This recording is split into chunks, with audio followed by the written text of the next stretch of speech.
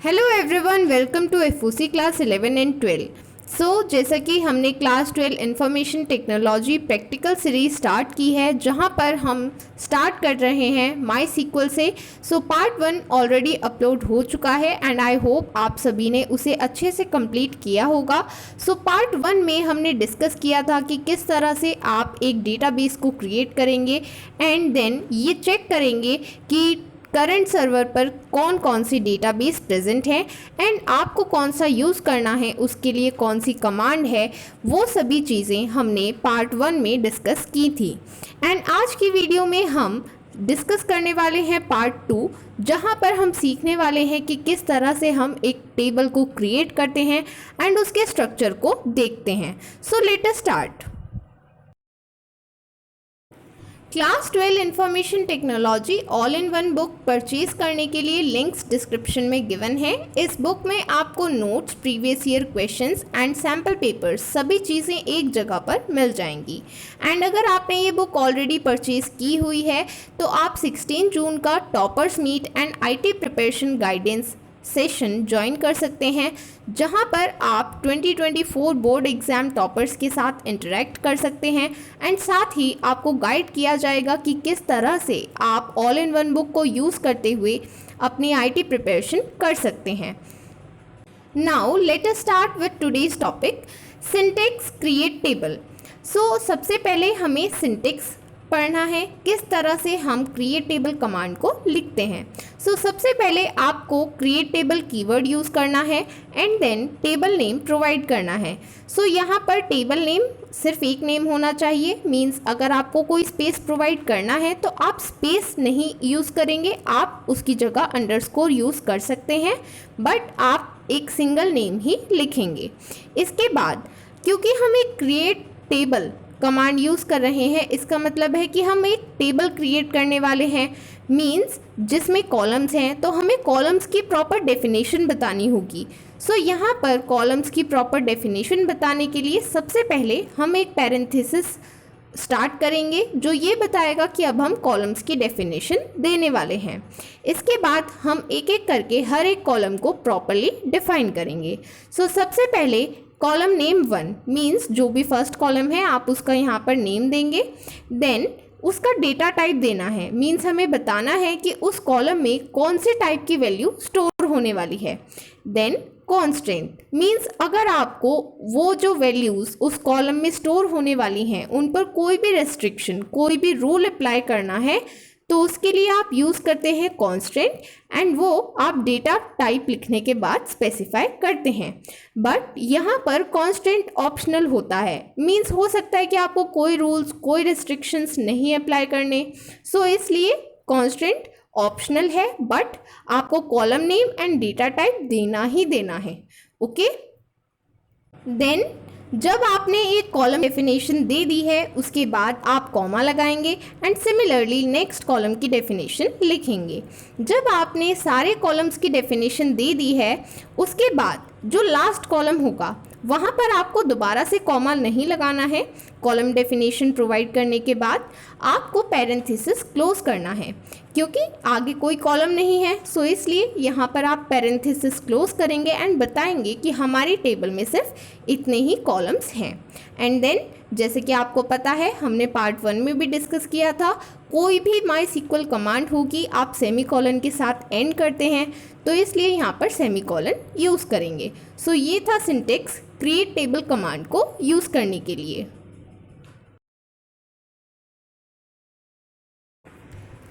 Create table command को use करने से पहले हमें बताना होगा कि हम कौन सा डेटाबेस यूज़ करने वाले हैं। यहाँ पर हम क्लास डेटाबेस यूज़ करेंगे जो हमने पार्ट 1 में क्रिएट किया था एंड यहाँ पर हमने उसी के लिए कमांड ऑलरेडी लिखी हुई है। Now let us start with the create table command.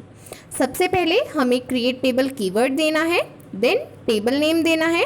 यहाँ पर हम टेबल नेम दे रहे हैं 12th A एंड देन जैसा कि मैंने आपको बताया था, टेबल नेम देने के बाद आपको पैरेंथेसिस से स्टार्ट करना है जो ये बताएगा कि अब आप कॉलम्स डेफिनेशन स्टार्ट करने वाले हैं। यहाँ पर हम सबसे पहले कॉलम नेम दे रहे हैं roll number and roll number एक इंटीजर होता है, तो हम डेटा टाइप यूज़ करेंगे इंटीजर। आप इंटीजर को INT भी लिख सकते हैं एंड कंप्लीट इंटीजर भी लिख सकते हैं, दोनों एक ही बात है। हम यहाँ पर इंटीजर लिख देते हैं एंड आगे हम INT लिख देंगे, सो उससे आपको क्लैरिफाई हो जाएगा कि दोनों ही चीज़ें यहाँ पर एप्लीकेबल हैं। ओके, सो यहाँ पर हमें कोई और कांस्टेंट नहीं देना है, तो हम कॉमा लगाकर नेक्स्ट कॉलम डेफिनेशन पर प्रोसीड करते हैं। सो नेक्स्ट कॉलम नेम है एडमिशन ID। सो यहाँ पर एडमिशन ID भी एक इंटीजर होगा। सो यहाँ पर हम यूज़ कर रहे हैं INT। हमने पूरा इंटीजर नहीं लिखा है, बट सेम इफेक्ट होगा बिकॉज इंटीजर INT दोनों सेम बात है। ओके, सो यहाँ पर एडमिशन ID में 5 इंटीजर्स एक्सेप्ट होने चाहिए मैक्सिमम, इसलिए हम यहाँ पर स्पेसिफाई करेंगे कि यहाँ पर 5 इंटीजर होने चाहिए। देन हमें यहाँ पर एक और कांस्टेंट स्पेसिफाई करना है। हमें स्पेसिफाई की है एडमिशन ID कॉलम एक प्राइमरी की है, मींस इसकी सारी वैल्यूज़ यूनिक होनी चाहिए एंड कोई भी नल नहीं होनी चाहिए। तो इसके लिए हमने यहाँ पर कांस्टेंट स्पेसिफाई किया है प्राइमरी की। देन कॉमा लगाकर नेक्स्ट कॉलम डेफिनेशन पर प्रोसीड करेंगे। नेक्स्ट कॉलम है नेम। इसका डेटा टाइप होगा varchar, क्योंकि यहाँ पर हम कैरेक्टर्स ज़्यादा भी यूज़ कर सकते हैं एंड कम भी। एंड साथ ही हम यहाँ पर एक और कांस्टेंट प्रोवाइड करना चाहते हैं कि ये नेम कॉलम, इसमें कोई भी वैल्यू नल नहीं होनी चाहिए, तो इसके लिए कौन सा कांस्टेंट यूज़ करना है, not null. Then next column definition. Next column name है DOB means date of birth. So यहाँ पर डेट ऑफ बर्थ का जो डेटा टाइप होगा वो होगा date. Then next column name होगा फादर। यहाँ पर हम फादर का नेम देने वाले हैं, so again varchar type use कर सकते हैं।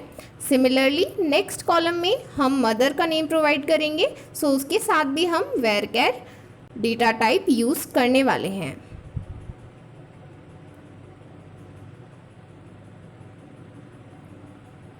देन नेक्स्ट कॉलम में हमें यहाँ पर बताना है पिन कोड क्या होगा। सो आप जानते हैं पिन कोड एक 6 डिजिट नंबर होता है। सो यहाँ पर हम इंटीजर डेटा टाइप के साथ 6 वैल्यू स्पेसिफाई करेंगे। देन एट लास्ट हमें एक लास्ट कॉलम प्रोवाइड करना है फ़ोन, जहाँ पर हम बताएंगे, क्योंकि हमें पता है कि फ़ोन नंबर हमेशा एक इंटीजर होगा जिसमें सिर्फ 10 डिजिट्स होते हैं। सो यहाँ पर 10 डिजिट्स का फ़ोन नंबर होगा। एंड क्योंकि ये लास्ट कॉलम है, हमने अपने सभी कॉलम्स डेफिनेशन दे चुके हैं, सो हम कोई कॉमा नहीं लगाएंगे, हम सिंपली पैरेंथेसिस को क्लोज करेंगे। आप सेम लाइन में भी क्लोज कर सकते हैं एंड नेक्स्ट लाइन में भी, दोनों ही सेम बात है। ओके, सो यहाँ पर हम क्लैरिफिकेशन के लिए नेक्स्ट लाइन में एंड कर रहे हैं पैरेंथेसिस को एंड सेमीकोलन के साथ इस कंप्लीट स्टेटमेंट को हम एंड करने वाले हैं। So now let us execute this complete statement. So आप देख सकते हैं यहाँ पर लिखा हुआ आया है query okay, that means our query is executed.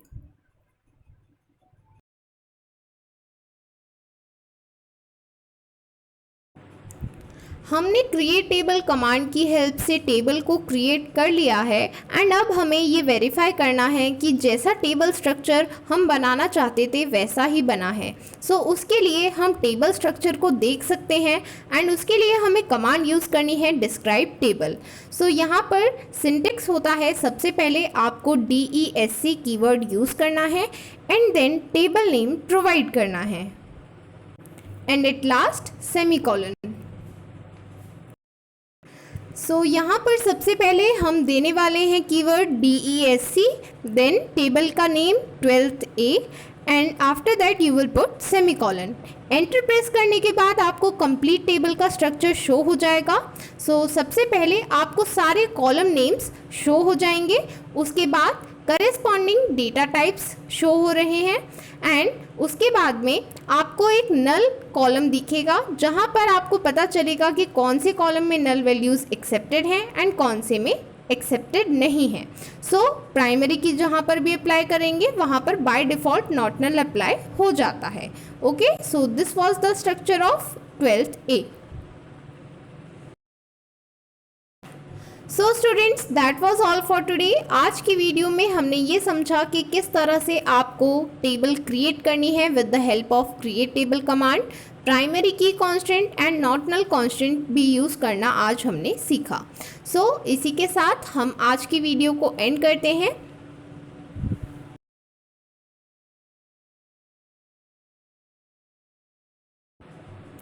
If you want to purchase Class 12 IT all-in-one book, or you want to participate in the information technology session on 16 June, you can check the links given in the description.